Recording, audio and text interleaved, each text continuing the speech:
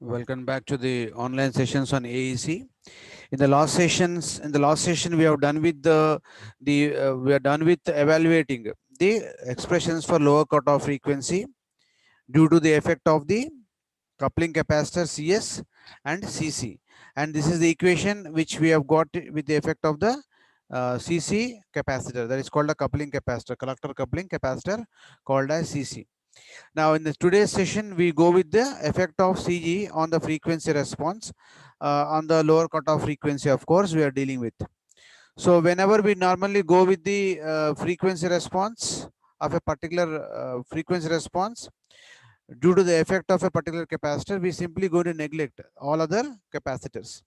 So, similar to that, whenever we find out, or whenever we go for finding out the effect of the CG capacitor on the frequency response, we simply neglect the values of CC and CS. That means we simply consider them as a short circuits for the analysis purpose. So therefore, we calculate independently the effect of the CE capacitor. So let us start going for this. So whenever we go for this now, we start with first of all, you have to find out the effective emitter resistance, and here we set the value Vs equal to 0 to find out the effect of the low frequency cutoff frequency. To start with, we are starting with finding out Re value. So Re will find out by setting source voltage equal to 0.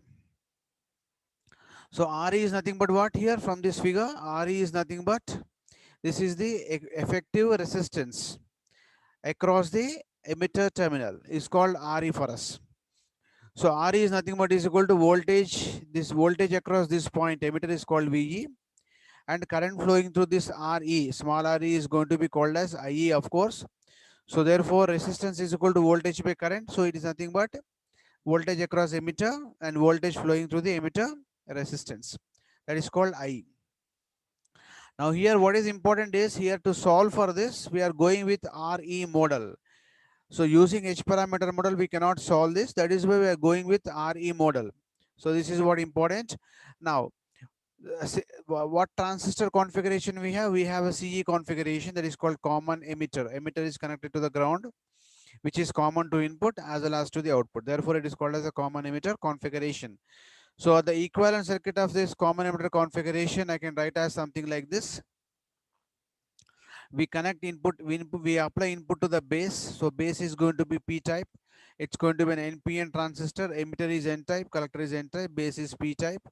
So in terms of the back to back connected diodes, we can simply connect it like this. It is going to be called as one PN junction diode, and base emitter is going to be another PN junction diode.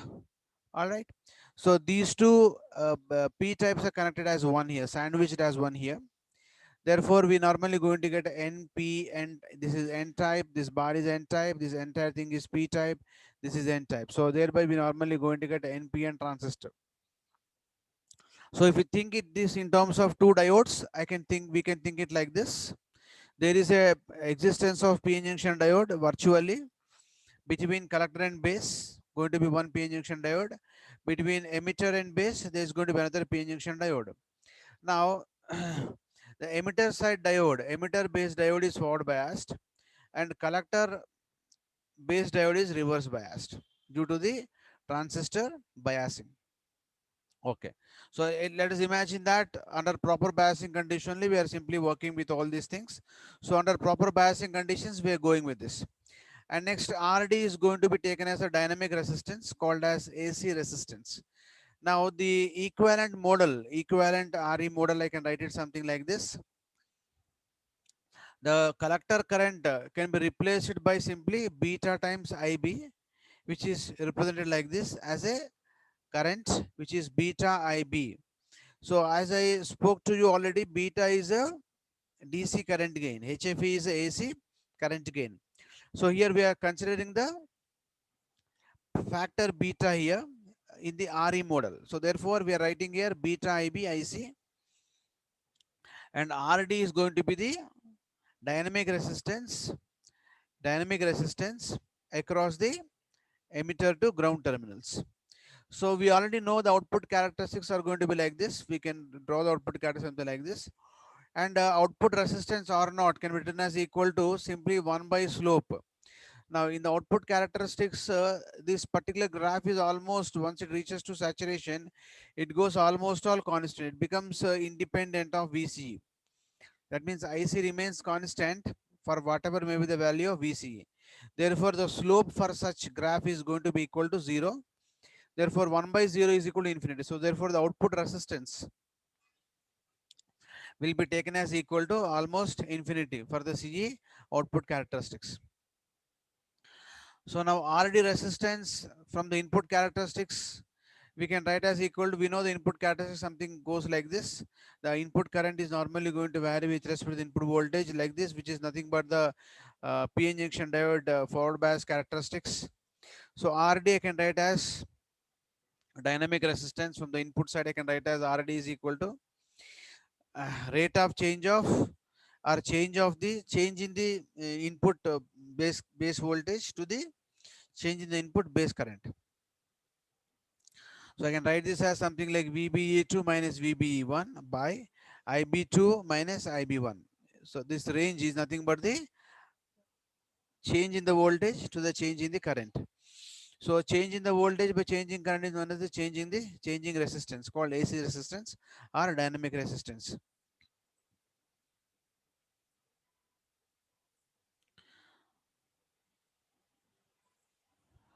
So now here we approximate this RD becomes approximated to RE. Since the current IE flowing through RD is the emitter current. So the current flowing through this RE, so already RE is there. The current flowing through this RE is nothing but the emitter current for us. So therefore I can approximate this RD is equal to RE here. So in the case of the CB configuration, we can write like this: base is connected to ground. RE is going to be the emitter resistance, which will be coming in the input side of the circuit. When you come to CE configuration, RE will be between emitter and the ground. So that is called RE. Between emitter and the ground, it is RE in the CB. In CE also, between emitter and the ground, you're going to have RE resistor. And R naught is going to be the output resistance of the CE configuration. So this is what the basic beta RE model that we are writing over here with the output current source and RE. So like this, we represent the RE model. Right. So in CE configuration, what happens is this, if you see the, the input characteristics, if you draw the input characteristics have been drawn by keeping the output voltage constant. So as VCE increases, IB is going to increase. This is an important thing which we have from the input characteristics to remember. So VCE, IB increases as VCE increases. And usually for CE configuration, beta is going to be a large value. That means current gain, it has to provide more gain. Therefore, the value of beta is always going to be greater than or equal to 50 in general for a CE configuration. Now, R naught is practically not approximated to infinity. And we know the basic transistor current equation as IE is equal to IB plus IC. So therefore, I can write IE is equal to IB plus IC is nothing but what? Beta times IB. So therefore, in terms of IB, I can write IE is equal to 1 plus beta times IB. So what is the voltage drop across RE? It is RE into IE. So RE remains as it is. What about IE? IE is nothing but 1 plus beta times IB I can write. Now, from this equation, I can simply put this equation into circuit diagram now. So to separate input and output circuits, we consider the terms this 1 and 2. Okay. Now here, what is happening here? This input current IB is going through the RA resistor to the ground. So that's what I'm writing here. So IB into RE into 1 plus beta is the input current going to the ground. The equivalent resistor I can write from base to the ground, including RA, is going to be like this. That means this is what the loop that we are going to have. IB into 1 plus beta into IB into RE is the current which is actually flowing. In the output circuit, what is that I have in the output circuit? It is beta times IB in the output circuit. Across, we normally going to have R naught in the output circuit. So if you confuse here, in the output circuit, we normally going to have VCC, RC, and to the ground in the output circuit. So only collector to ground will be coming over there. So therefore, I am writing here, if you see carefully, output circuit I can draw as beta times IB IC, and it is simply going to the ground. Now I have just simply neglected the RC and the RL resistors because I am considering the bare transistor into consideration. So value of RE, let us try to find out the value of RE. Okay, now here we have to find out the value of RE here so that we can just get into the final expression.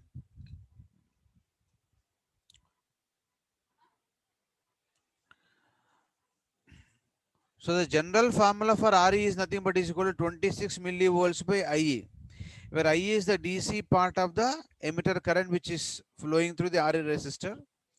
So we'll try to go ahead towards finding out the various resistance values.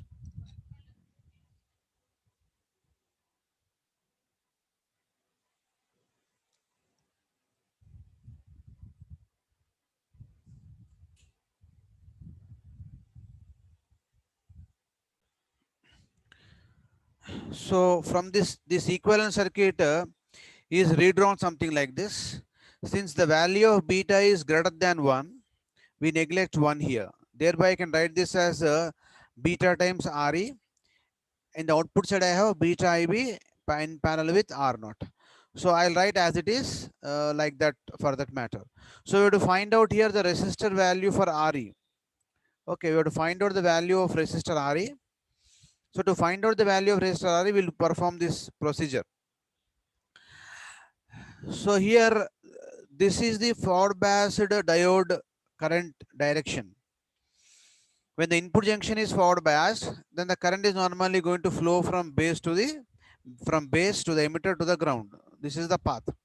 So for this, already we know the basic current equation of a PN junction diode in the forward bias connection, or for that matter, with reverse bias or forward bias, we have written the diode current equation as ID is equal to IS into e to the power VT by VD by eta VT minus 1. So ID is equal to IS into e to the power VD by eta VT minus 1 is the general current equation which we already know. So from this basic current equation, we are simply deriving the expression for RE now. Because just now we discussed RE is equal to RB. See here, we made RD is equal to dynamic resistance is equal to RE. So RE is going to be the dynamic resistance, right, which is normally called as a AC emitter side resistance. So therefore, let us find out for RD here. Once you find out for RD, it is something like equivalent to RE only, right? So what is IS in this equation? No, IS is nothing but reverse saturation current. Eta will take as equal to 1 for silicon type. Then to find out the value, what we'll do, we'll differentiate ID with respect to VD here. So thereby I can write this equation as something like what? IS into, anyway, this IS into minus IS part will simply goes into 0. We left over with only positive portion of this. IS into e to the power VD by eta VT whole by VT. So whole by VT, that means eta is equal to 1. So therefore I'll be having here as equal to multiply by 1 by VT. So 1 by VT means this VT will be coming over here. So thereby I can write this inverse of current by resistance is nothing but 1 by RD I can write. So what is actually RD? RD is nothing but voltage by current. I have reverse here, current by voltage. So therefore I can write here reciprocal of this is nothing but 1 by RD, which is equal to IS into e to the power VD by eta is equal to 1. So VT by VT I can write. Okay, so that is the equation for RD. In terms of RD, I can write this equation as. Okay. Now we know the basic equation for ID is equal to this one, IS into e to the power V are VD by eta VT minus 1. So from this relationship, eta is taken as equal to 1. So VD, if I take as equal to some V, I can write this equation as ID is equal to IS into e to the power V by VT minus 1. So when I cross multiply IS onto these sides, then what I can write this as now, this IS minus IS, IS into e to the power V by eta VT minus IS is equal to ID I can have. So this implies that this ID I can take onto this side. So therefore IS minus IS I can take on left hand side. Therefore I can write this as ID plus IS is equal to IS into this factor V by eta VT. Why we did this? Because in the numerator part I have this IS into e to the power VD by VT. It is in the form of this. So this I can write as equal to ID plus IS by VT relationship. So now what about this now? In DID by DVD, it is nothing but 1 by RD is equal to. I can write this as equal to ID by VT, because reverse saturation current is very, very small in comparison to the forward current. So therefore IS is taken as equal to 0. Then I can write this as, simplify this as, ID by VT. So therefore RD is nothing but equal to VD by ID. So what is RD? RD I can write as equal to RE. What is VT? VT I can replace with 26 millivolts at 233 degrees Kelvin by ID is nothing but is equal to I. So this is the relationship for RE which we can get. Next, from the earlier relationship, we have RE is equal to VE by IE when VS is equal to 0. Now let us draw the actual equivalent circuit. Keep VS is equal to 0 means what? I short circuit the input source with its, I remain, RS remains as it is like that. RB is nothing but a parallel combination of this R1 and R2. I can write as equal to RB. VS is made equal to 0. This RS is written as it is RS. And to the input side, I can replace, see this beta RE. The input side I replaced with beta RE. So this beta RE remains as beta RE. Okay, that means, and from the emitter terminal, okay, to the ground, I have RE. So this RE, that means between this base and emitter, I have the beta RE. And from here, this point to the ground, it's going to be RE I'm going to have. And the effective resistance, when you look at from this side, at this point, between these two terminals is going to be small RE, R small e I can write.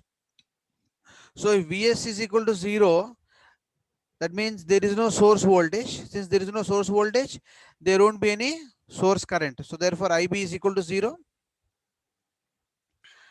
So as IB is equal to 0, then RS dash I can write as equal to RS in parallel to RB.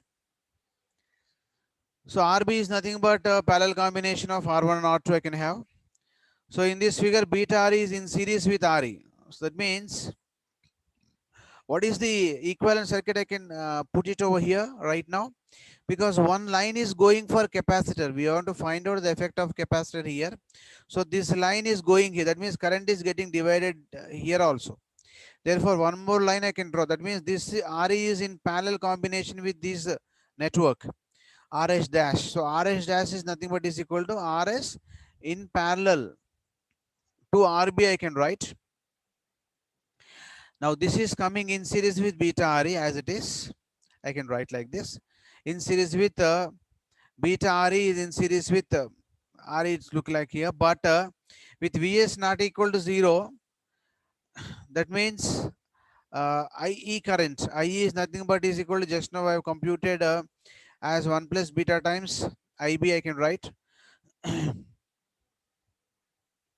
Now if you apply, KVL to the input loop, I can write this IB into RS dash plus beta times RE into IB dash is equal to this drop, because it is a parallel combination. These two are coming in series. These two are coming in parallel to RE, not in series with RE. So this beta RE and RE are not in series. I'm sorry, this is parallel here. So IB, let us solve this equation now. IB into RS dash plus beta RE into IB dash, I can have into IB, I can have RS dash into IB plus beta RE into IB, I can have, is equal to this drop, which is nothing but I can have here as something like VE drop, I can write. So therefore, once if I solve this particular equation, what is that I can have? I can take here as something like,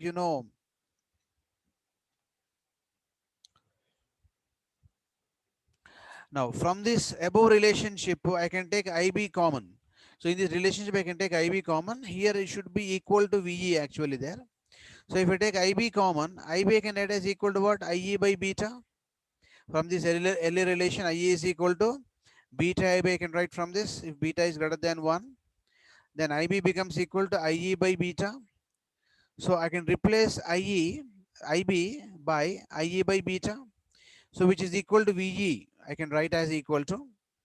So VE is equal to what is that I can have? Something like IE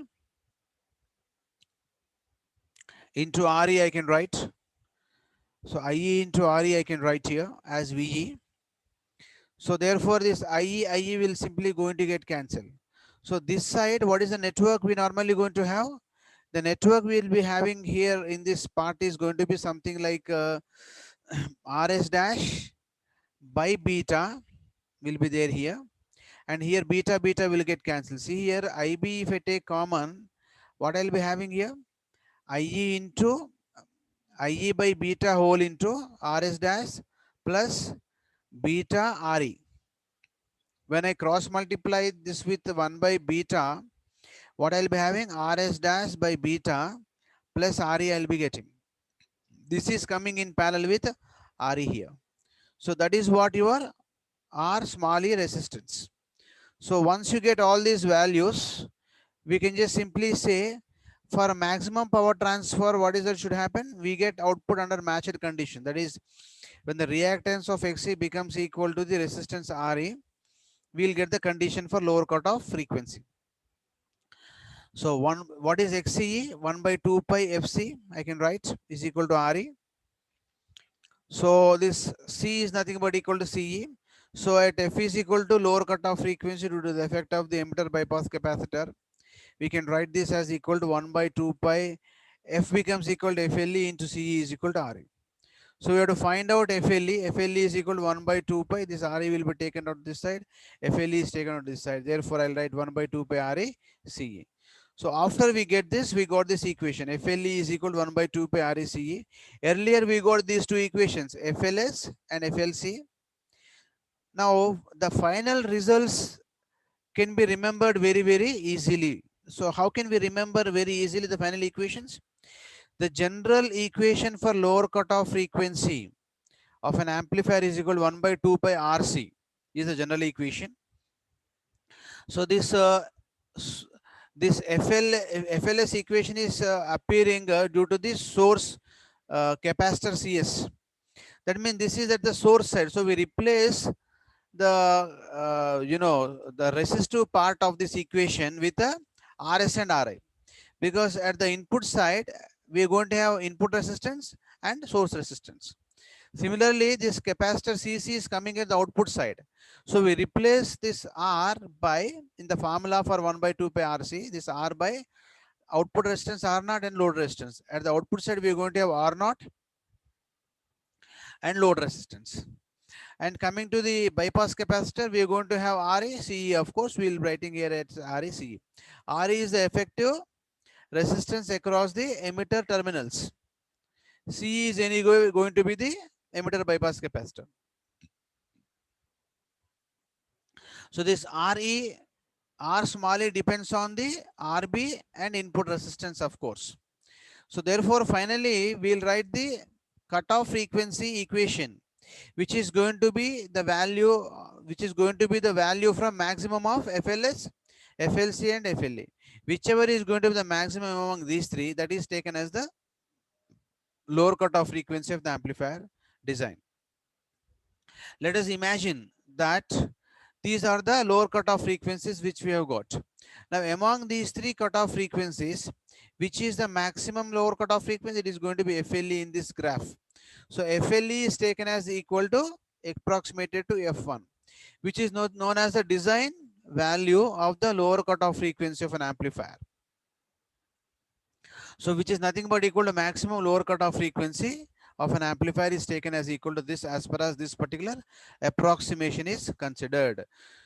So here one thing is so important is that even if the coupling capacitors are same and the load resistance becomes equal to source resistance, but the input resistance of the amplifier will never be equal to the output resistance of an amplifier, as they are done due to the biasing of the transistors. So due to transistor biasing, we normally going to have all these things. Okay. The BJT transistor is going to operate when the input junction is forward biased and the output junction is reverse biased. And we know the forward biased junction is going to have very less resistance. Due to that reason, it allows more current to flow into the transistor. And output junction is reverse biased. If the junction is reverse biased, what could be the resistance over there? It is going to be very large. That means the resistance of a reverse bias junction is going to be more than the resistance across the forward bias junction, that we already know. Therefore, because of that reason, we can write Ri is not is equal to R naught. So due to that reason, what happens is FLS, FLC and FLE will not be equal to same all the time. So therefore, whichever is going to be the maximum value among these three is going to be considered as the design value of the lower cutoff frequency of the amplifier stage. So this is what the basic derivative part of the lower cutoff frequency of a BJT amplifier stage. So in the next session, we'll try to go with the low frequency analysis of the FET amplifier. FET amplifier is also a very important type of amplifier for the examination point of view. So thank you very much for the today's session.